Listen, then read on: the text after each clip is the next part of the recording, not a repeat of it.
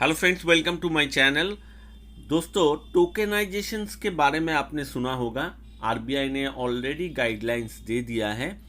तो टोकेनाइजेशंस रिलेटेड जितना भी आपका इंक्वायरी है, जितना भी आपका दिमाग में क्वेश्चंस हैं, उसका पूरा आंसर मैं यहाँ पे डिस्कस करूँगा। तो चलिए वीडियो को शुरू करते हैं। और जो लोग मेरे चैनल को अभी तक सब्सक्राइब नहीं किया है, kindly subscribe my channel immediately. तो first question is, what is tokenizations? Tokenization refers to replacement of actual card details. दोस्तों, आपने फ्लिपकार्ट, अमेजोन, जहाँ पे भी हो, आपने कार्ड जब कुछ परचेज करते हो, ऑनलाइन पेमेंट करते हो, तो वहाँ पे कार्ड डिटेल्स आपका जो है वो आपको देना पड़ेगा। तो जैसे आप कार्ड डिटेल्स देते हो, वहाँ पे कुकी में क्या होता है, कार्ड का पूरा जो इंफॉर्मेशंस है वो पूरा स्टोर हो जाता है। तो इसी के चलते क्या होता है, बहुत ही इसका मिसयूज होता है, डेटा का सिक्योरिटी नहीं रहता है। तो इसीलिए टोकेनाइजेशन का कॉन्सेप्ट लाया गया। तो tokenisation refers to replacement of actual card details. आपने जो कार्ड डिटेल्स दिया है उसका एक रिप्लेसमेंट है, एक ऑल्टरनेट कोड आएगा, that is called token, which shall be unique for a combination of card. Token requester, अब टोकन रिक्वेस्टर कौन होगा? The entity which accept request from the customer for tokenisation of a card and passes it on the card network to issue a corresponding token. And device, device भी एक रहेगा जहां पे वो token जाएगा। तो that is the identified device. Simple आप अगर लैंग्वेज में कहेंगे तो आपका जो कार्ड डिटेल्स आप पहले देते थे वो आपको नहीं देना पड़ेगा उतना डिटेल्स, एक टोकन इशू होगा और यहाँ पे एक डिवाइस में आपका टोकन जाएगा और बीच में कौन है? बीच में कार्ड नेटवर्क है। ये आपका जनरल फंड है tokenisation. Now what is detokenisation? Conversion of token back to actual card details. Token को अगर एक्चुअल कार्ड डिटेल्स में कन्वर्ट करेंगे, that is called the detokenisation. Next है क्या बेनिफिट क्या है? टोकेनाइजेशन हम कर लेंगे तो बेनिफिट क्या है? टोकेनाइज्ड card transaction is considered safer as the actual card details are not shared with the merchant during transaction processing. तो मर्चेंट, जैसे कि मैंने बोला है, फ्लिपकार्ट या अमेजोन में आपने कार्ड डिटेल्स पूरा शेयर आपको करना पड़ेगा, तभी आप ऑनलाइन पेमेंट कर सकते हो। तो ये डिटेल्स आपको शेयर नहीं करना है, सिर्फ आपको टोकन देना है। So that is the ultimate benefit. Next question है, how can the tokenizations be carried? The cardholder can get the card tokenized by initiating a request on the app. एक ऐप रहेगा, उसमें रिक्वेस्ट आपको करना पड़ेगा, provided by the token requester. The token requester will forward the request to the card network. तो बीच में कौन है? कार्ड नेटवर्क है, वहां पे फॉरवर्ड होगा। With the consent of the card issuer, will issue a token corresponding to the combinations of the card, the token requester and the device. What are the charges? Now coming to the charges, कुछ charges आपको पे करना है कि नहीं? No, the customer need not pay any charges for availing this service. Next question, what are the use cases for which tokenization has been allowed? Tokenization has been allowed through mobile phones or tablet for all use cases.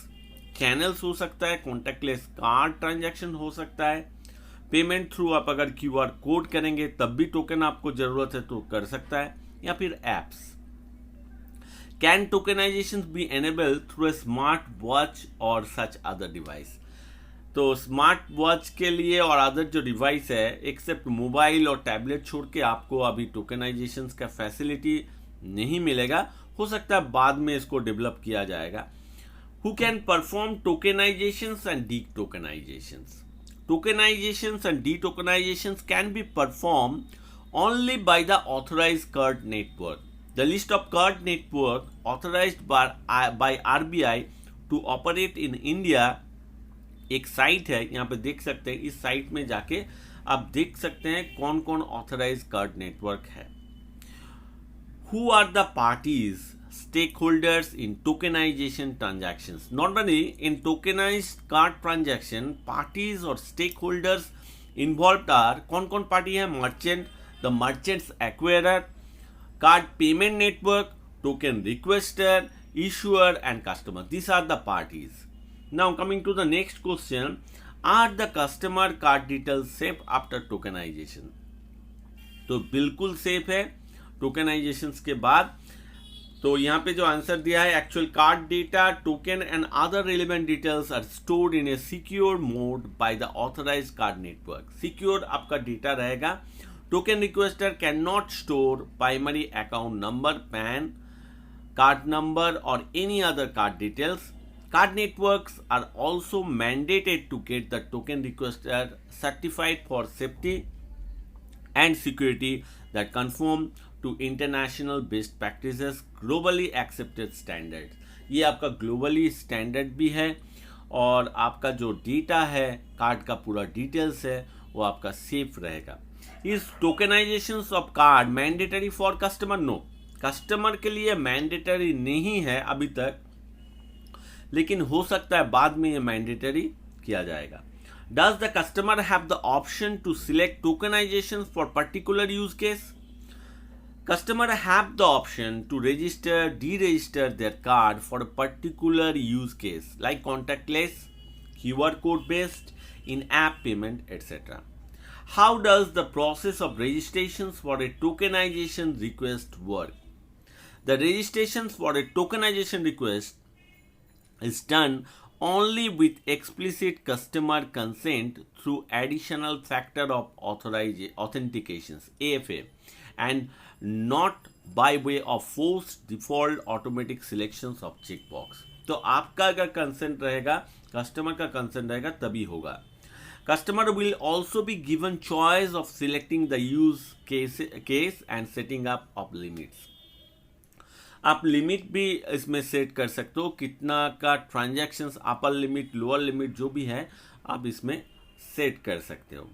Can the customer select own limits for tokenised card transaction? Yes, customer क्या कर सकता है, टोकेनाइज्ड card transactions का limit खुद set कर सकता है। Is there any limit on the number of cards that a customer can request for tokenisations? A customer can request for tokenizations of any number of cards. आपके पास 5 cards है, 5 cards को आप tokenization कर सकते हो। For performing a transaction, the customer shall be free to use any of cards registered with the token requester app. Can the customer select which card to be used in case she has more than one card tokenized? For performing any transaction, the customer shall be free to use any of the cards. आपके पास 5 card है, आप एक card को tokenize करना चाहते हो, कर सकते हो। Is there any limit on the number of devices on which a card can be tokenized? अभी तक मोबाइल और आपका टैबलेट में एक्चुअली अलाउ है, बाद में हो सकता है आपको और भी डिवाइस अलाउ करेगा। A customer can request for tokenization of his or her card on any number of devices. However, as of now, this facility shall be offered through mobile phones and tablets. जैसे कि हमने बताया, whom shall the customer contact in case of any issues? कुछ भी issue होता है टोकेनाइज्ड card का, तो कहाँ पे आप कॉन्टैक्ट करोगे, कंप्लेंट कहाँ पे करोगे? Where and how can she report loss of device? All complaint should be made to the card issuers. Card issuers जो है उसको आप कंप्लेंट कर सकते हो। Card issuer shall ensure easy access to customer for reporting loss of identified device or any other such event which may expose tokens to unauthorized uses. Unauthorized use भी होता है, तो भी जाके आप कार्ड इशूअर को कंप्लेंट डाल सकते हो। Can a card issuer refuse tokenization for a particular card? Based on risk perception, card issuer may decide whether to allow cards issued by them to be registered by a token requester. Where can more information? आपको अगर more information चाहिए तो यहाँ पे एक आपका दिया हुआ है, साइट है और उसका रिलेटिव पाथ दिया हुआ है। यहाँ पे जाके आप कार्ड टोकेनाइजेशन का पूरा डिटेल्स देख सकते हो। तो card tokenization in one words में कुछ नहीं, आपका पूरा जो इन्फॉर्मेशन आप एटीएम कार्ड का पूरा इन्फॉर्मेशन जो आप मर्चेंट में जाके, जहाँ पे आप ऑनलाइन या कुछ परचेज करते हो, कुछ डिटेल्स देते हो, वो डिटेल्स आपको नहीं देना पड़ेगा। एक टोकन इशू होगा, इशूअर जो है आपका बैंक, वो आपका टोकन इशू करेगा, या ऐप से भी आप इशू कर सकते हो। उसमें क्या होगा, आपका कार्ड का इंफॉर्मेशन शेयर नहीं होगा। For safety and security of card details, tokenization introduced. So friend, hope you understand tokenization related all the inquiries. Hope you like the video, friends, and if you like the video, then don't forget to subscribe my channel, like, share and comment. Thank you.